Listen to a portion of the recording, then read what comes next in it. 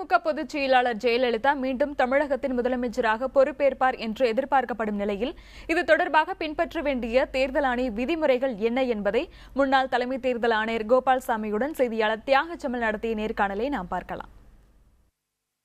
ஒருவர் முதலமைச்சராக பதவியேற்க வேண்டும் என்றால், குறிப்பாக அதிமுக அமைச்சர் ஜெயலலிதா முதலமைச்சராக பதவியேற்க வேண்டும் என்றால் தேர்தல் ஆணையத்தினுடைய விதிமுறைகளின்படியும் அரசியலமைப்பு சட்டத்தினுடைய விதிமுறைகளின்படியும் என்ன மாதிரி நடைமுறைகளை பின்பற்ற வேண்டும்? முதல்ல உறுப்பினராக இல்லாதவர் அமைச்சராக பதவியேற்க முடியும். 6 மாத காலத்துக்குள் உறுப்பினராக தேர்ந்தெடுக்கப்பட வேண்டும், இல்லைன்னா பதவி நிலைக்காது. அதனால் 6 மாசத்துக்குள்ள தேர்ந்தெடுக்கப்பட்டால் முதலமைச்சராக தொடர்ந்து பணியாற்ற முடியும். இன்னும் கிட்டத்தட்ட 1 வருஷத்துக்கு கொஞ்சம் மேலே இருக்கு அவையின் காலம்.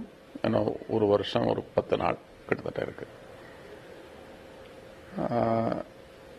ஒருத்தர் உறுப்பினராக ஆக வேண்டுமென்றால் தேர்ந்தெடுக்கப்படும். தேர்ந்தெடுக்கிறதுக்கு ஒரு இடமும் காலி இல்லை என்றால், அல்லது காலி ஏற்பட்டால் அதற்கு தேர்தல் 6 மாசத்துக்குள் நடத்த வேண்டும் என்பது கமிஷனோட கொள்கை. சட்ட அமைப்பில் அது மாதிரி ஒரு ப்ரொவிஷன் இருக்கு.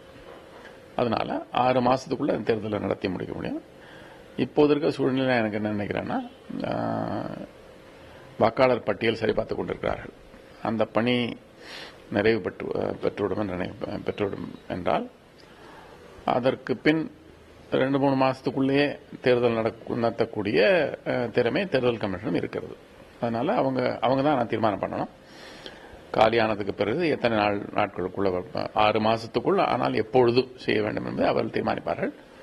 ஆனால் இருக்கிற நிலைமையை பார்த்தா அவங்க 3-4 மாசத்துக்குள்ள பண்ணக்கூடிய வாய்ப்பு இருக்கு. ஏன்னா வாக்காளர் பட்டியலாம் சரி பார்த்து தயாரா பண்ணிடுவாங்க. இன்னொரு ப்ராபபிலிட்டி சொல்றாங்க, ஒரு குறிப்பிட்ட தேதிக்குள்ள, அதுவும் மே 23க்குள் யாராவது ராஜினாமா செய்ய வேண்டும், அதன் பிறகுதான் அப்படிங்கிற அந்த ப்ராபபிலிட்டி பற்றி உங்களுக்கு? அப்படிலாம் ஒன்றும் இல்லை.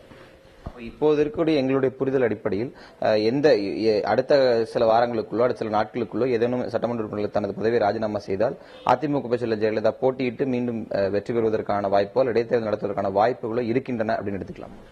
ஒருத்தர் ராஜினாமா செய்தார்னால் அந்த தொகுதிக்கு தேர்தல் நடைபெறும். அதில் அவங்க போட்டியிடக்கூடிய வாய்ப்பு இருக்கு. அவங்களுக்கு வாய்ப்பு உண்டு.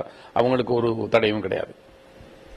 சார், திரு கோபால்சாமி அவர்கள் தெரிவித்தது போன்று தேர்தல் ஆணையம் விதித்திருக்கக்கூடிய நடைமுறைகளின்படி அடுத்த 6 மாத காலத்திற்குள், அதாவது ஏதோனும் ஒரு சட்டமன்ற உறுப்பினர் தனது பதவியை ராஜினாமா செய்து அந்த இடத்தில் அதிமுக செயலர் ஜெயலலிதா போட்டியிட்டால் 2-3 மாதங்களுக்குள் தேர்தல் நடத்த தேர்தல் ஆணையம் தயாராகி கொண்டிருப்பதாகவும், அதே சமயத்தில் சட்ட ரீதியாக தேர்தல் ஆணைய விதிகளின்படி எந்தவிதமான தடையும் அவர் அந்த தொகுதியில் போட்டியிடுவதற்கு இல்லை என்றும் தெரிவித்திருக்கிறார்.